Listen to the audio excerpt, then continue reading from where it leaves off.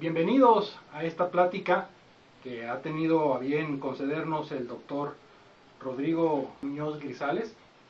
Él es doctor en filosofía en la Universidad Pontificia Bolivariana y también tiene una maestría en administración en la Escuela de Altos Estudios Comerciales de Francia. Y bueno, ahorita tuvimos la oportunidad de platicar y ver una exposición que nos hizo muy interesante relacionada con la formación humanista, que yo creo que es una filosofía que ha comenzado a permear en las organizaciones, sobre todo como nos lo comentaba a raíz de ciertos eventos críticos sociales y de las mismas organizaciones, y que bueno, yo creo que, o al menos así nos lo presentó, es una propuesta para mejorar lo que viene siendo este desempeño. Tomé yo algunas notas, yo creo que son importantes y las podemos compartir. Y sí me gustaría platicar precisamente sobre esto. Nos mencionaba ahí de un libro que tiene, que es Formar en Administración por una nueva fundamentación filosófica. Y precisamente mucho de lo que estuvimos platicando era sobre la filosofía. Pero nos empezaba, como decimos aquí, a llamar la atención la introducción, que era mencionar las alarmas que se habían encendido en la forma como estamos educando a nuestros administradores. Me gustaría comenzar por ahí. ¿A qué alarmas se refiere en la formación de administradores? Muchas gracias, doctor Celaya, por su invitación. Bueno, las alarmas llamo yo, mucho se ha hablado desde los años 80, tal vez en Francia, en Canadá, en muchos otros países, sobre los problemas que tiene la enseñanza de la administración y los efectos que están generando en las personas y en el medio natural. Sin embargo, nunca antes en los mismos centros, digamos, de poder del conocimiento como Harvard o como London Business School se habían dado críticas o autocríticas del calado de la que hicieron Warren Bennis y O'Toole cuando decía que las escuelas de negocios perdieron el rumbo. Esto fue en el 2005, unos 3 años antes de la gran crisis y unos 3 o 4 años después de la crisis anterior, ¿no? También me refería a un texto de Sumantra Ghoshal de la London Business School, que hablaba de cómo las malas teorías del management estaban estropeando, estaban destruyendo las buenas prácticas gerenciales, ¿no? A esas dos alarmas, yo las llamo alarmas porque aunque antes existieron voces de protesta, nunca antes se habían dado en esos centros tan importantes.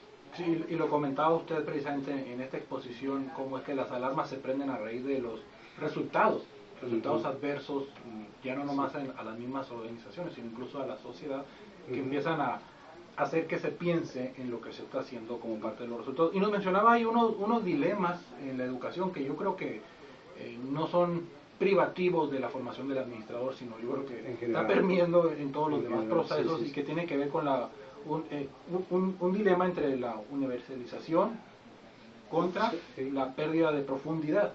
Ahí quisiera tomar esto, ahorita vemos el segundo, pero ¿a qué se refiere? Esta incluso yo comentaba que desde Nietzsche se había planteado, desde Nietzsche, y que ha sido una constante en la historia. En la medida en que incluimos mayor población, y esto es muy bueno, no lo rechazo, se pierde profundidad, se pierde calidad. Es decir, sacrificamos calidad por cantidad. Debería no ser inversamente proporcionales, deberían ser directamente proporcionales. Ampliar la cobertura educativa de los pueblos, pero también la calidad educativa. Entonces se ha vuelto una educación deshumanizada, una educación exclusivamente técnica o funcional, o digamos meramente concebida para el ejercicio de un oficio, de una profesión, pero con poco contenido humano. Antes de pasar al segundo dilema, desde su perspectiva, ¿cómo pudiéramos abordar este primer problema para tratarlo de revertir? Para que sí siga siendo una educación que tienda a las masas, porque ahorita la sociedad del conocimiento implica pues, que la misma sociedad entienda lo que está sucediendo y se capacite, se habilite, pero que no pierda esa profundidad. Sí, la propuesta final de la charla que di ahora en el encuentro de investigadores es una propuesta para eso, ¿no? Es decir, educar de manera integral, ¿cierto? Para que, y no solo en el nivel de posgrado o en el nivel de licenciatura, sino desde la primaria, buscando la educación integral. Es decir, que tenga contenidos de humanidad, que tenga criterios, que tenga implicaciones, y como decía Unamuno, que lo citaba ahora, el profesor enseñándole a la gente a dudar de lo que enseña, ¿no? Que es poco difícil para nosotros los profesores tan arrogantes a veces con esto del conocimiento. Sí, implica despojarnos de esa aura de autoridad última y final sobre los temas. El segundo dilema que nos estaba mencionando, y que también lo considero importante comentarlo, tiene que ver con comparar y contraponer lo que viene siendo esa instrucción para el trabajo contra la formación para la ciudadanía, como si fueran dos cosas que se excluyeran. Sí. Quisiera que nos explicara el concepto y cómo se puede también revertir. Sí, realmente es lo que realmente se da en el campo de la pedagogía, ¿no? Sí. Las teorías pedagógicas se polarizan en esos dos sentidos, o se vuelve una educación muy centrada en dar herramientas para el trabajo, en formar para el ejercicio de una profesión, de un oficio en general, o para la formación para la ciudadanía, para vivir en comunidad, para entender el ser humano, para construir sociedad. Yo diría que eso no tiene que ser excluyente, ¿no? Sino que tenemos que buscar, como diría Aristóteles, el justo medio entre esos dos imperativos educativos. Hay un pedagogo colombiano, Francisco Cajiao, que decía: no hay mejor educación para el trabajo que una buena educación para la ciudadanía. Es decir, son complementarias y necesarias, ¿cierto? Entonces, es más que un dilema, es cómo solucionar esa tensión, cómo poner a dialogar esos dos extremos. Cómo identificar los complementos de ambas ideas. Exacto. Para enriquecerse entre los dos. Esos son los dos dilemas en la educación que nos estaba mencionando, pero había un tercer dilema que era más bien epistemológico, que tiene que ver con el fundamento de todo el conocimiento y de las maneras de ser y de hacer, que hablaba de enfrentar al positivismo contra las ciencias del espíritu. No hablando de espíritu en un sentido metafísico, sino en un espíritu en el sentido subjetivo, tal vez no cuantitativo de... en este sentido se ha privilegiado, así nos lo comentaba y así nos marca la historia en los modelos, el positivismo. Mi pregunta, antes de que nos explique esto, es si se puede cambiar al otro modelo de ciencias del espíritu, o si se deben de complementar de igual forma los dos. Claro. Yo creo que también, como en los otros dos dilemas, hay un punto de encuentro. Realmente la administración hay que entenderla como una ciencia o como una disciplina, más bien híbrida. Que alguien llamó, Saint-Simon llamó la administración de las cosas y el gobierno de las personas. Entonces, la administración de las cosas puede ser algo muy técnico, muy basado en las ciencias naturales. Si yo hablo de inventarios, de dinero, de materias primas, pues obviamente que puede utilizar modelos matemáticos, y también para cosas como nóminas, ¿sí? Pero no convertir lo positivista, lo matemático, lo cuantitativo en la única forma de aproximación a la organización, porque el otro gran componente de ese fenómeno híbrido es el ser humano. Y allí, digamos que esa ambigüedad de la naturaleza humana, esa condición específica de la naturaleza humana, exige otras formas de abordarlo, ¿no? Entonces ya no sería a través de los modelos cuantitativos, sino más bien de las metodologías de las ciencias del espíritu, que son, digamos, fundamentalmente las ciencias sociales, que son, digamos, más cualitativas, más etnometodológicas que cuantitativas. No llevar todo, como lo mencionaba, al reduccionismo de una sola variable. De hecho, me gustó unas características que planteó tanto de las personas como de las organizaciones. Ahorita eran tres, a ver si usted me recuerda, que era una que eran contradictorias, que era difusa, algo así, eran tres. Ambigua, compleja y paradójica. Ambigua, compleja y paradójica. Yo creo que ese es todo un reto, porque mientras el positivismo de una manera muy sencilla puede abordar un problema e incluso modelarlo, pues estas tres características casi hacen imposible generar un modelo general y mucho menos matemático. Exacto, hace que el objeto de las ciencias sociales no sea tan estable y tan predecible como el de las ciencias naturales, ¿no? Entonces hay que abordarlo de una manera más cuidadosa. Sí, yo creo que ahí incluso si lo llevamos ya al desempeño en todas las áreas del conocimiento del desempeño humano, políticas sociales, pues necesariamente tendríamos que hablar también de la frustración, porque a veces no se logran los resultados porque es tan complejo lo que estamos manejando. Me imagino, por ejemplo, lo menciono, gobiernos, pues no nomás es de sumar uno y dos, sino de mucha gente ambigua, contradictoria, que pues a veces no da el resultado. Es como diría uno de los autores que cité ahora, Shanlab, es un teatro. La organización es un teatro de pasiones, de intereses, de múltiples tensiones, y la resultante no es tan predecible como esperaría un gerente, un directivo, ¿no?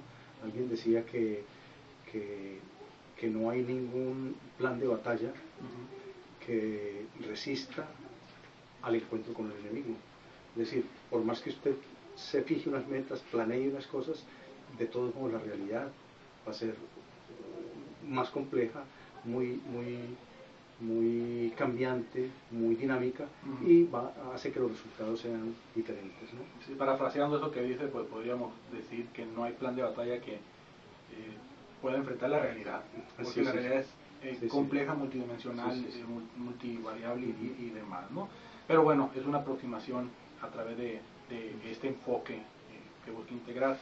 Luego estuvo comentándonos, y esta es la parte interesante, finalmente como formados con la filosofía positivista siempre queremos, bueno, y de hecho ahorita lo estaba yo haciendo, ¿y qué se puede hacer? O sea, está bien, pero bueno, ¿qué se puede hacer? Y tomó esa reflexión, que ¿qué se puede hacer? No nomás quedamos en el mundo de elucubrar ideas. Y bueno, presentaba 4 líneas de trabajo, si lo queremos ver así. Uno era la fundamentación antropológica. Eso se me hizo muy importante porque empieza usted, bueno, me gustaría que lo explicara, pero empieza precisamente del kit, que es el ser humano. Ser humano, sí. Es decir, antes de enseñar a hacer cualquier cosa, debemos enseñar a comprender. ¿Comprender qué? Pues lo más importante que tenemos es nuestra sociedad, lo humano, lo social, nuestro origen, digamos, nuestras posibilidades, como diría algún autor, nuestras grandezas y miserias.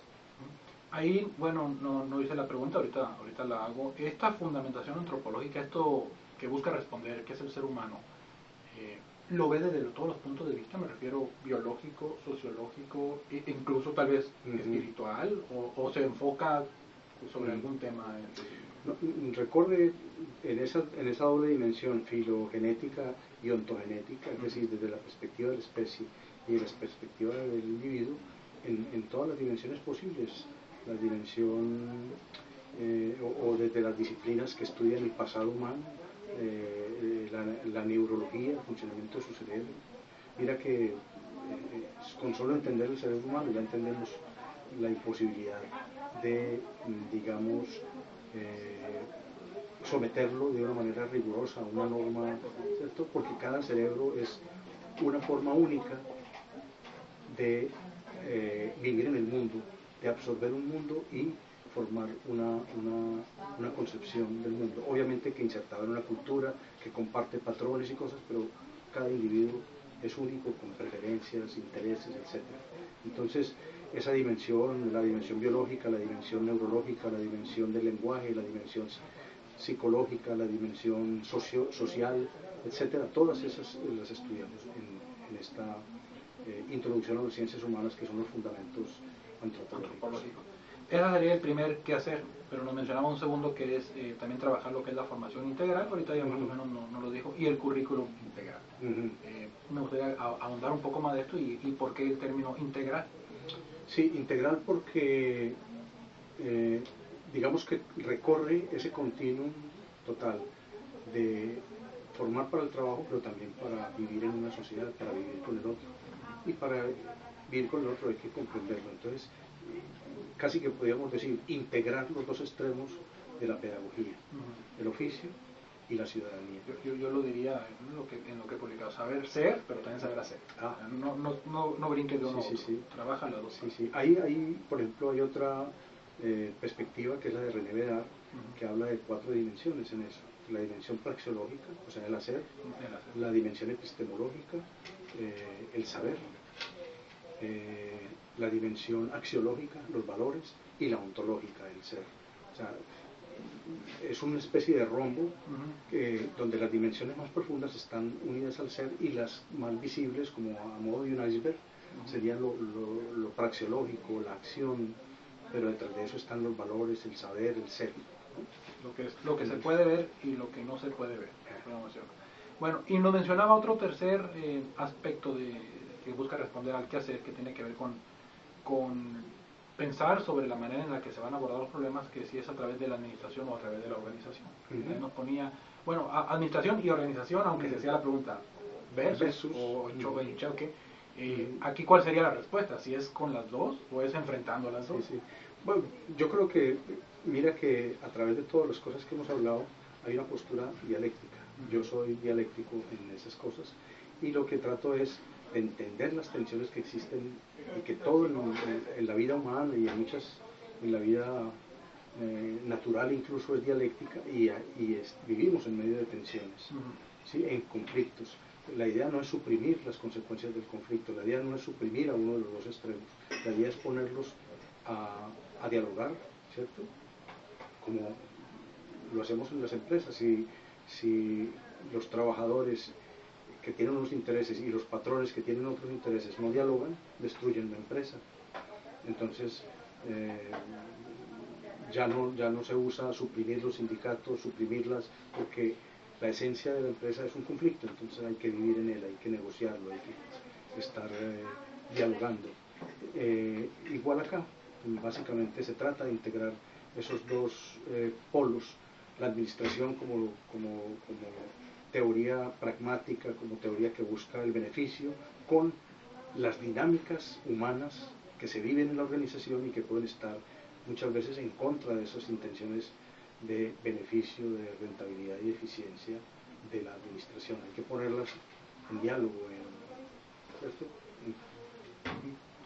Yo tengo una frase en las cuestiones que relacionadas con los temas que uno trabaja, que dice: las similitudes nos fortalecen, pero las diferencias nos enriquecen. Entonces ahí viene el conflicto que menciona, donde pues ambas partes aprenden y ambas partes ceden, pero no para perder, sino para ganar.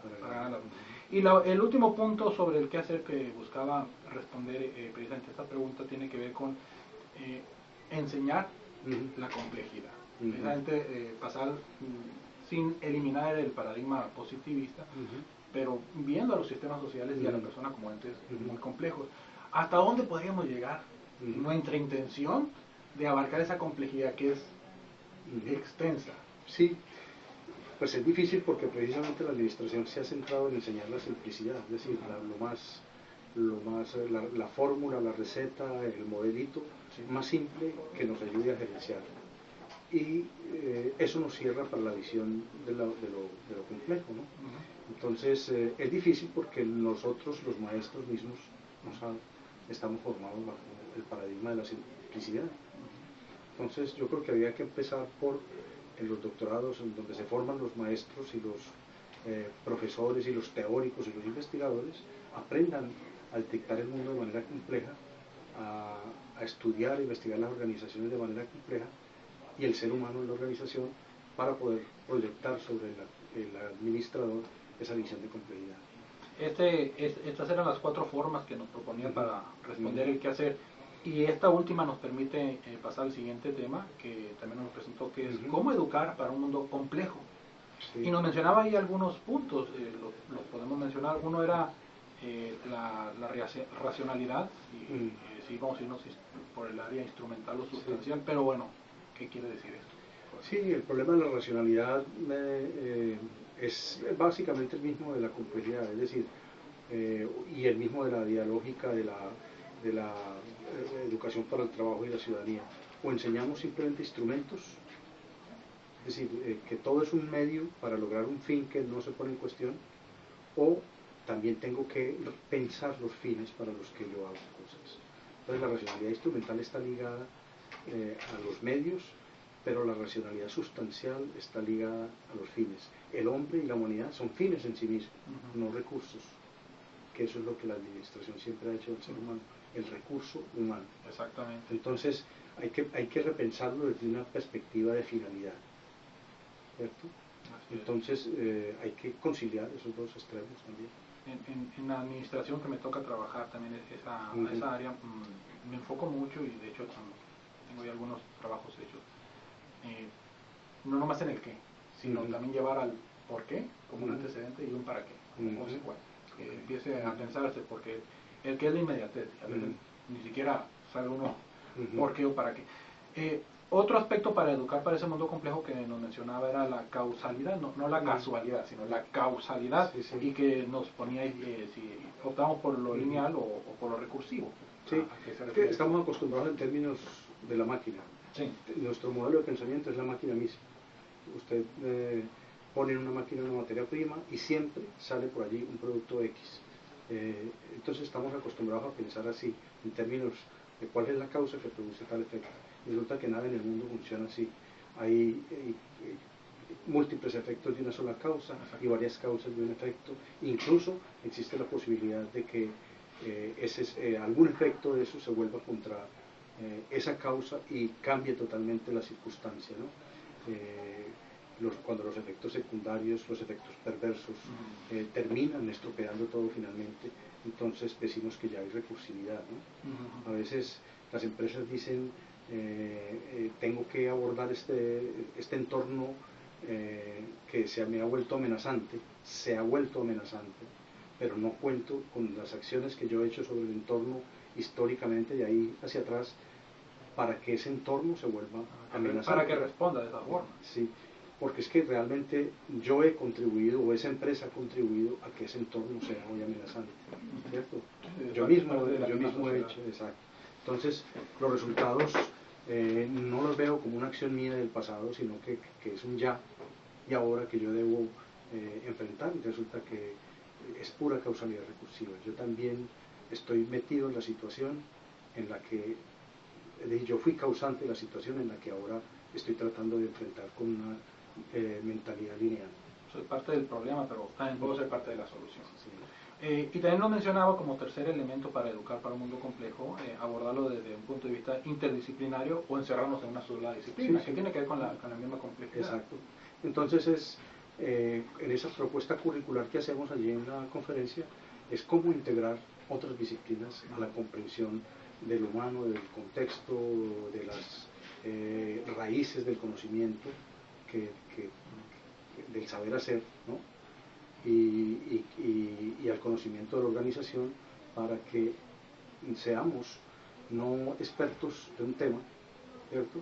No especialistas de una sola cosa, sino con una capacidad de entender implicaciones, solidaridades, de entender conexiones con otros campos y adquirir un criterio, digamos, más amplio para nuestra acción. ¿Pudiéramos tomar como herramienta para eso el enfoque sistémico? Sí, el pensamiento sistémico es uno de los intentos de interdisciplinaridad. Exactamente, para abordar, ¿no? Qué bueno para los que estamos más familiarizados con ese término, decir, bueno, aquí tienes una herramienta que ya conoces, bueno, puedes abordar una sociedad compleja así. Y nos mencionaba, y de hecho cuando nos presentó la propuesta formativa, trabaja mucho con lo que es ver el desarrollo previo como otro aspecto para educar para el mundo complejo, ver el contexto y la historia. No nomás empezar a partir del día de hoy, sino ver cómo se ha venido evolucionando. Cuando hablábamos del enfoque positivista, básicamente el enfoque positivista parte de leyes universales. Es decir, yo diseño un instrumento de gestión que se aplica por igual en todo contexto. Y me olvido de lo que allí ha ocurrido históricamente.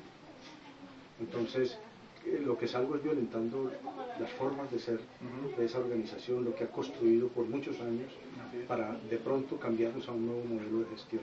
Casi por decreto. Sí, con el que no estamos empatizados, con el que no tenemos ninguna conexión ontológica, histórica, etc. Entonces muchos de esos intentos fracasan. Se sabe que has escuchado en muchos ámbitos que las modas administrativas fracasan con mucha frecuencia, con más frecuencia de lo que triunfan, ¿no? Incluso los modelos, a nivel macro y a nivel micro, cuando no toman en cuenta ese contexto de historia. Aquí en México decimos nosotros tropicalizar. Se refiere a agarrar un modelo o una teoría, pero ver el contexto y hacer los cambios necesarios Sí, sí, sí. para aplicarlo. Y el último punto que nos proponía para educar para un mundo complejo era precisamente identificar qué es el sujeto y el objeto de la administración. Porque nos platicó cómo es que en ocasiones se confunde. Se confunde, quisiera que nos explicara pues aquí cuál sería la propuesta de cuál sería el sujeto y cuál sería el objeto. Sí, básicamente pues las ciencias sociales y la administración sería una disciplina del orden social. Son sujetos que estudian a otros sujetos, es decir, su objeto de estudio es otro sujeto. Y como tú lo recordabas, ambiguo, complejo, paradójico. Ambiguo, complejo, paradójico. Entonces, pues no es lo mismo que estudiar el objeto estable y predecible de una ciencia natural. Entonces yo no puedo establecer leyes universales. Allí los objetos de las ciencias naturales son más concretos, regidos por leyes universales. En cambio aquí no, la cultura, en las ciencias sociales la cultura, las singularidades del contexto histórico, etcétera, hacen, y la naturaleza humana misma, ¿no? Hace que las cosas no sean tan lineales como uno esperaría, ¿no? Entonces, eso, el observador también decíamos, es alguien que es un humano, que también falla, que también tiene trampas del conocimiento, que como diría Edgar Morin, que él no se da cuenta que elabora en el proceso de estudio, ¿no? ¿Por qué? Porque su filtro histórico, su filtro cultural, su filtro ideológico le hace ver las cosas. Alguien dice por ahí, nosotros no vemos las cosas como son, vemos las cosas como somos, ¿cierto? Pues, como dicen, se pone uno los lentes de un color y así es como ve el mundo. Exacto. Algo así, hay un dicho.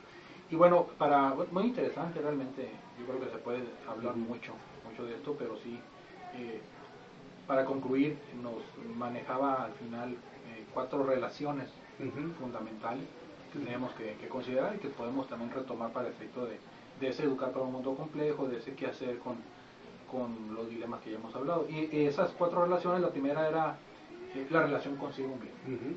Esa relación consigo mismo, supongo se refiere precisamente a los valores, las ideas, la historia, los deseos, los temores, conocerse, como decía la máxima filosofía, conócete a ti mismo. Pero ¿cómo se construye? Bueno, debo dar crédito pues que eso pertenece a George Wursdorf, muy digamos utilizado por el profesor Alain Chanla en sus cursos, en sus escritos, y René Vedal también. Básicamente el conócete a ti mismo es que uno, mientras sea oscuro, muy oscuro para sí mismo, más oscuro es para el otro, ¿no? Entonces, mientras más precario es su visión de sí misma, mientras más precaria es esa visión, más precaria es la acción con respecto a los demás, en la organización, en la vida familiar, en la vida, ¿cierto? Entonces, en la medida en que no conozcamos, no aprendamos de nosotros mismos, lo que hacemos es malas intervenciones, o buenas, si de pronto no tenemos una contaminadas, como o buenas, sí, si no hay, digamos, una problemática muy grave en el individuo, pues, pero de todos modos el imperativo socrático de conócete a ti mismo, yo diría que es la relación fundamental, es cómo conocernos para así proyectarnos mejor hacia el mundo. Sí, y hay espacios ahorita en la currícula a nivel licenciatura o incluso posgrado, hay espacios precisamente para trabajar esto. Pues o hay que crearlos. Hay que crearlos. En el modelo que yo les presenté, que hay algunos programas creados con ese modelo, no es un modelo, pues, digamos, rígido, ¿no? Es un patrón, una guía de construcción curricular en la que se comienza precisamente por el conócete a ti mismo. Esos fundamentos antropológicos es conocer al hombre. Recuerda la pregunta que hacíamos. La pregunta fundamental de esos cursos son ¿qué es el hombre? Desde todas las perspectivas que podamos. Incluyendo qué es uno, como parte de ese conglomerado social. La otra relación, la segunda relación que nos mencionaba era la relación con los demás. En esa relación con los demás, ¿cómo se aborda el término los demás? Cuando uno forma parte también de esos demás, para ellos. Además es que hay una recursividad, ¿cierto? Y hay una especie de interdependencia identitaria, lo decíamos desde el lenguaje. Es decir, a través del reconocimiento y el desconocimiento en el lenguaje, nosotros estamos siendo moldeados y moldeamos la identidad de unos y otros, la mía y la de los demás. Entonces, las identidades humanas están profusamente imbricadas con las de los demás. Entonces, nosotros somos el producto de múltiples relaciones, ¿cierto? Y eso, por ejemplo, para la administración nunca ha estado bien claro, ¿no? La concepción administrativa del lenguaje es muy lineal, muy emisor, receptor, mensaje, código, canal, ruido, y resulta que, como les comentaba allí, lo que aquí es como la basura del modelo, el ruido, es lo fundamental en la otra perspectiva.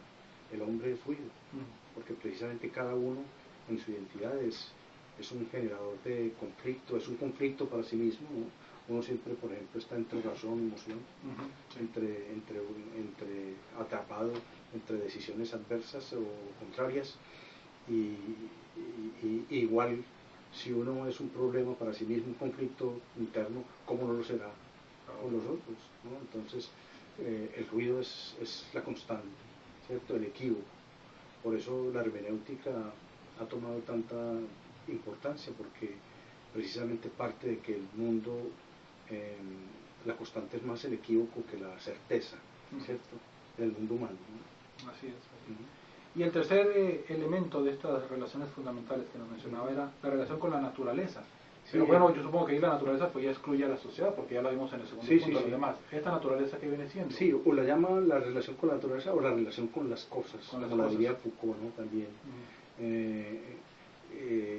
Foucault hablaba del cuidado de sí, el cuidado del otro y el cuidado de las cosas, ¿no? La naturaleza la hemos tomado como algo que está al servicio nuestro, y de pronto hasta en la educación religiosa nos dicen que Dios creó al mundo para que el hombre se sirviera de ella, ¿no? Cosa que me parece grave, porque Dios no creó el mundo para que el hombre, digamos, la aprovechara, y la aprovechara de la manera que lo está haciendo, que es un aprovechamiento destructivo.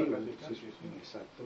Entonces, yo diría que hay que pensar, hay que repensar la administración en términos de sus consecuencias con respecto a la naturaleza, que a la postre son contra la sociedad misma, porque es que estamos destruyendo el pedazo de tierra donde estamos parados, ¿no? Exactamente, el tramado social, las famosas arañitas que nos ponía, donde somos parte de, y no algo que está excluido y que por lo tanto no le afecta, no le afecta lo que sucede, que ahorita vemos que todo nos afecta lo que se hace.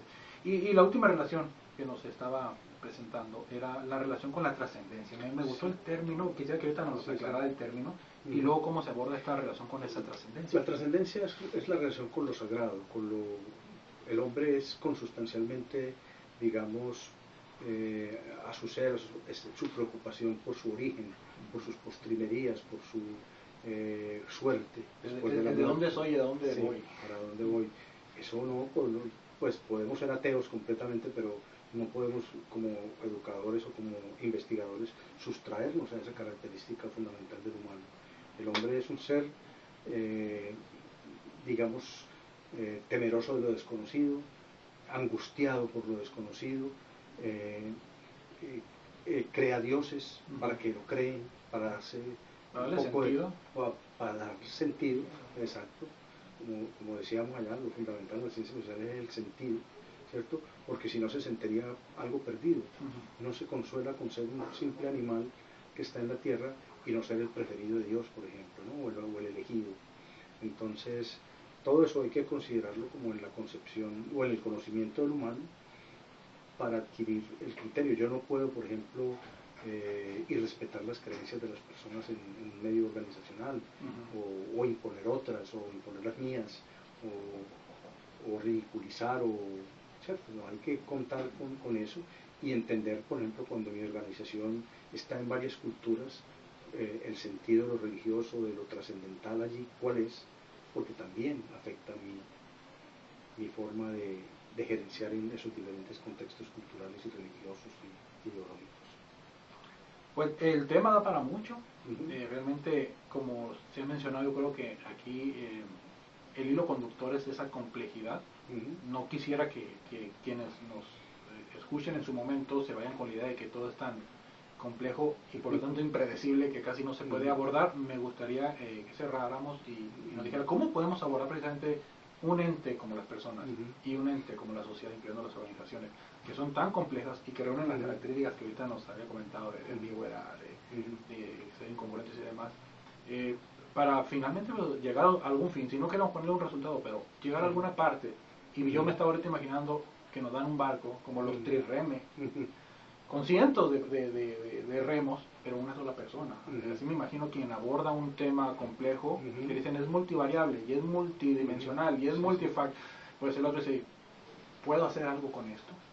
Esa es la pregunta con la que me gustaría cerrar, y le digo a usted, ¿se puede realmente abordar un problema social con la complejidad de la que estamos hablando y llegar a buen término? Lo que pasa es que no nos estamos educando para ello. Morán, con los 7 saberes necesarios para el futuro, que es un trabajo que elaboró para la UNESCO, señalaba y uno de ellos es aprender a pensar en términos de complejidad, es decir, de las múltiples consecuencias, solidaridades, conexiones que nuestras acciones tienen con muchas dimensiones del humano y natural, ¿cierto? Pero yo lo que quisiera resaltar como una cosa, digamos, crítica es cada que un grupo de profesores se reúnen a diseñar un currículo, están tomando decisiones sobre la humanidad, tal vez catastróficas, ¿cierto? Tal vez graves.